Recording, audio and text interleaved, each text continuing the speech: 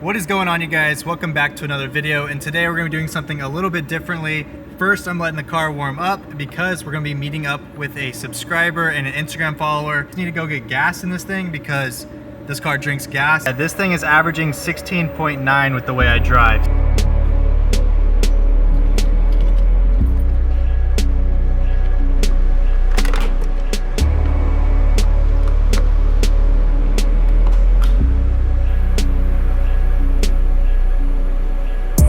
Got her all filled up. Let's see what she got me.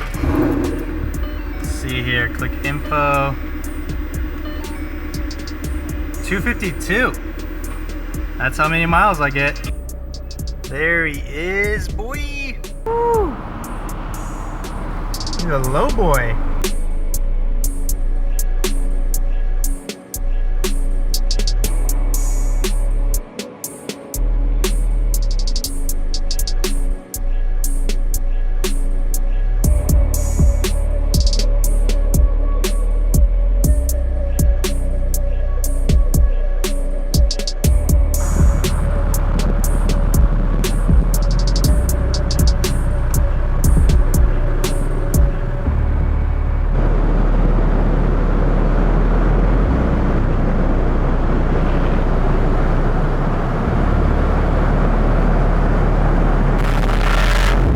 Now we're finally with Joe, and he's gonna do a little walk around, show you guys his beautiful car. This S197 is like the complete opposite of mine. So this is my 2011 Mustang. It's a GT, obviously.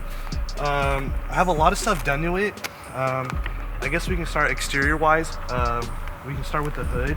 It's a Cervini Ram Air type hood with aftermarket grille, and I have, I guess, what you could call the Boss lower fascia, kind of.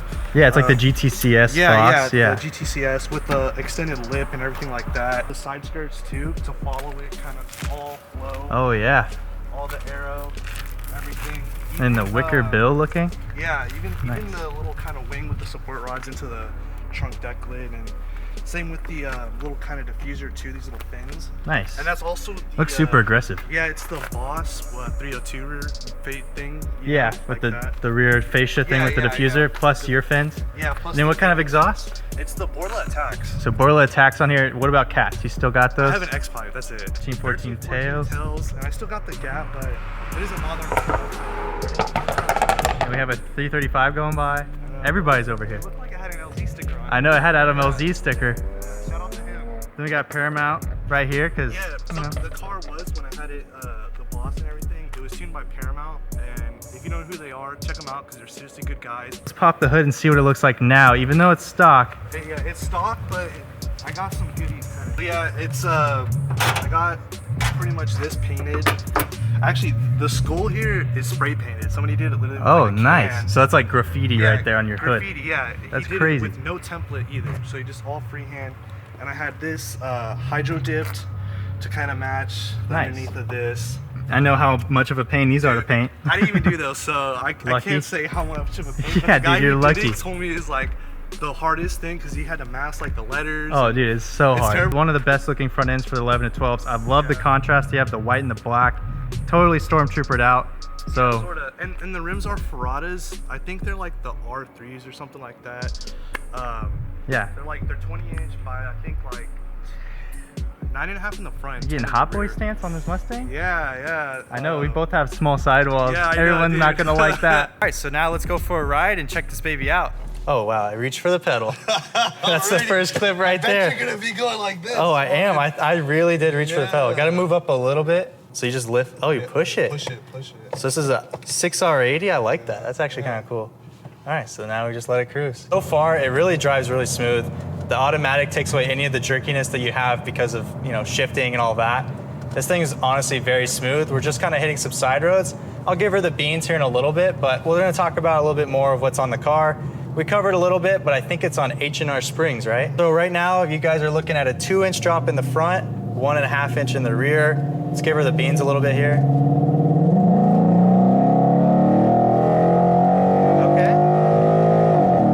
6,500 is your shift point? Yeah. Honestly, she rolled out pretty freaking smooth, She dude. did. When I had the Boss set up, it was 7,200. Yeah, that's about where I shift manually. maybe a little over sometimes. Yeah, dude, honestly, it was really smooth. This thing just kind of took off. Like it doesn't, I don't know if it gives you the impression of being fast like mine, because it's just so smooth. I will say this, braking right now, you don't have the Brimbos, but this doesn't feel bad. What pads and rotors are you on? They're just like the carbon ceramic ones that you kind of buy at any AutoZone. Oh, really? These are just AutoZone carbon ceramics? AutoZone Honestly, they have a good bite. It's the, I can't remember what rotors they are, but they're drill and slotted. You know? Yeah, but they're just the AutoZone specials? Yeah. Nice. Specials, yeah, dude, these things actually feel really good for not having Brembo. Basically what he's saying is the tires are really the main thing. He's just said he went to SEMA, talked to some people that make brakes, and he said the tires and how sticky those are, it's gonna determine how safe your braking is, which makes sense. If you have those drag skinnies in the front, you're honestly gonna be rolling on pizza cutters. So how are you gonna be able to stop when your tire's this big?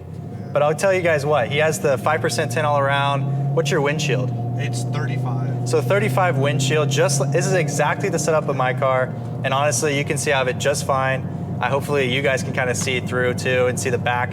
It's really not that bad, and you have tons of privacy. Like I cannot see him whenever we were driving next to each other, couldn't see him at all. So we have identical setups in that way. But yeah, we're gonna go ahead, maybe hit a little bit of freeway just to give her some real good beans, and yeah, maybe just kind of experience this 6R80 life. He just told me that the 6R80s, people are swapping them into their Shelbys.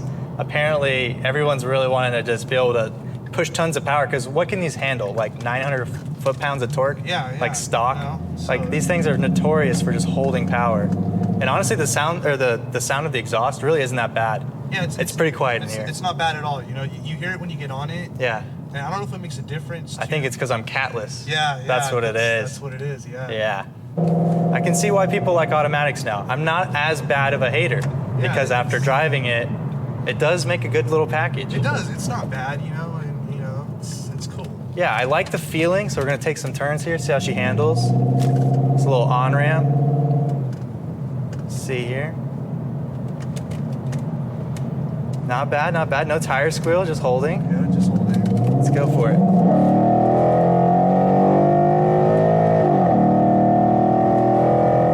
So smooth. Yeah.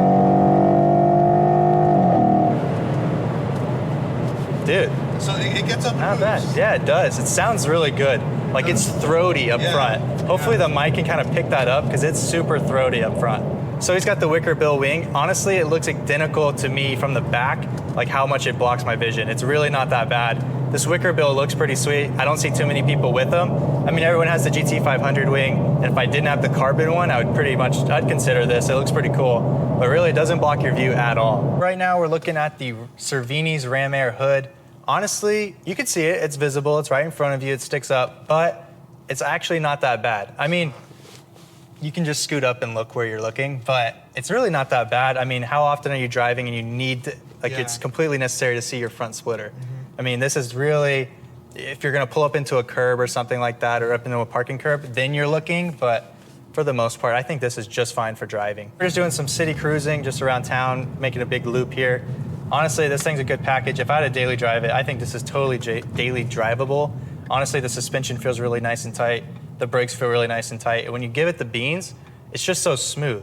It doesn't have that like crazy violence that I have, but that's because it's a computer shifting for you. Yeah. And that's just how it is. Like these computers nowadays, the shifting points of these automatics are just insane. It's a totally new breed. So when everyone, like for me, I always thought these automatics were so slippy, and they just, imagine like a 2002 Chevy Silverado. Like if you drive one of those, you just know that transmission sucks. These ones, these new 6R80s, I've driven a 10R80. I just test drove one at the dealership. But yeah, these things are actually solid. And they have, you know, the power is unlimited almost with these things, because you can do the clutches the same. They're just as quick, if not quicker than a manual. They're most likely quicker because people can't always drive. But, you know, these things are, I give them some respect. I'll just give them some respect. This thing's a dig monster, I can already tell, because you just don't have to worry about launching. You just brake, hit the, what is it called? Where it's locking up, the converter. Oh, yeah. You hit the converter and then just go. Yeah, you just take off. I haven't dynoed my car. Have you dynoed this? I haven't With dynoed the Boss? stock, but when I did my Boss, it was making like 420. 420, okay, 420, so, and you're still catted. Yeah, yeah. So honestly, 420 for my car, which is what I was expecting, is realistic. Because I was expecting, 420, and that makes me like 480 crank. And that was really, I guess that's realistic because he did it through an automatic, which usually takes more away. And I'm also catless. So I have no cats and a manual with a lightweight clutch and flywheel.